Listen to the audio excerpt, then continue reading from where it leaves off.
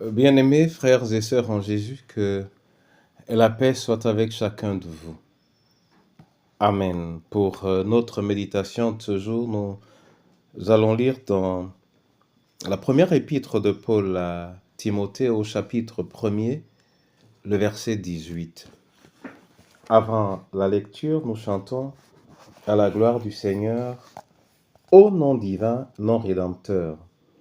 C'est le 652 dans Sur les ailes de la foi. Ô nom divin, nom rédempteur, Jésus, puissant sauveur, Jésus, puissant sauveur, nous prosternons tous devant toi, nous te couronnons,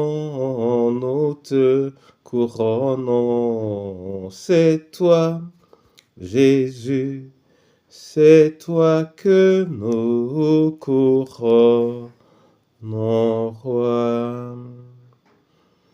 Avec les anges dans les cieux, les martyrs glorieux,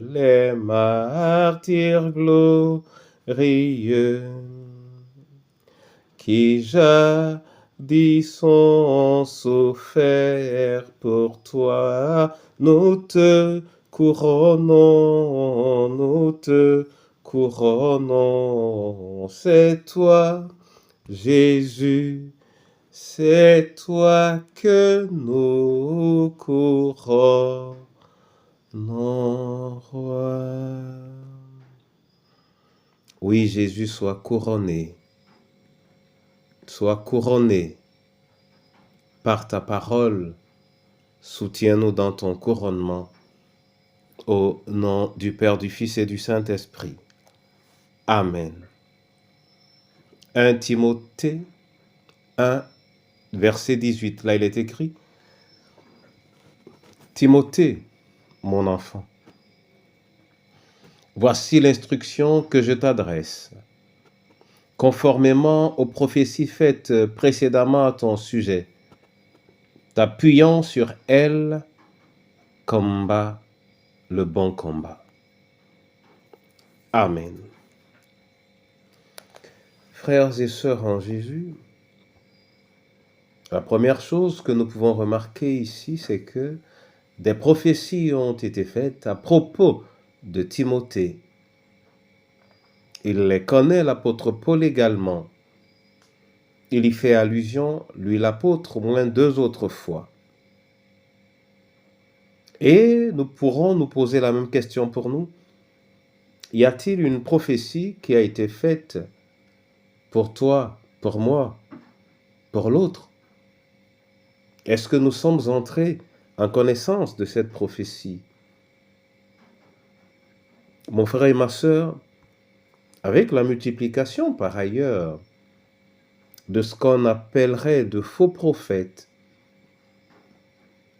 as-tu eu le privilège de recevoir une prophétie de la part de l'Éternel concernant ta vie, concernant ton ministère? Et sais-tu jusqu'à quel moment court cette prophétie? À la lumière de cette parole, nous pouvons également nous rendre compte qu'une prophétie peut être prononcée pour quelqu'un et ne pas être accomplie, mais en général par le fait de celui-là même pour qui la prophétie a été faite. Mon frère et ma sœur, 2 choses donc à retenir. La première, il est important en tant que chrétien de savoir quelle est la prophétie qui pour nous a été prononcée. Mais évitons d'embrasser toutes les prophéties sans discernement. La deuxième chose, c'est que le fait qu'une prophétie soit prononcée ne suffit pas. Il faut se conformer pour pouvoir réaliser la prophétie dans votre vie. Et c'est cela la marche chrétienne. Et c'est ce que je souhaite pour toi, c'est ce que je souhaite pour moi, que nous tenions ferme dans le processus de notre marche, afin que nous ne soyons pas nous-mêmes la cause de l'échec de notre prophétie ou alors l'échec de sa manifestation dans notre vie. Et pour ce faire, nous avons besoin de garder la foi. De manière consciente, nous avons besoin de tenir ferme afin de ne pas, comme le dira la suite du texte, de ne pas être absorbé par les eaux, de ne pas nous noyer. Que le Seigneur bénisse sa parole et qu'il te bénisse au nom de Jésus-Christ. Amen. Seigneur, je veux te rendre grâce et gloire pour la parole que tu nous as donnée aujourd'hui. Accorde-nous la joie de connaître la prophétie qui pour nous a été prononcée. Donne-nous le privilège de tenir ferme jusqu'au bout, afin que cette prophétie soit effectivement manifestée.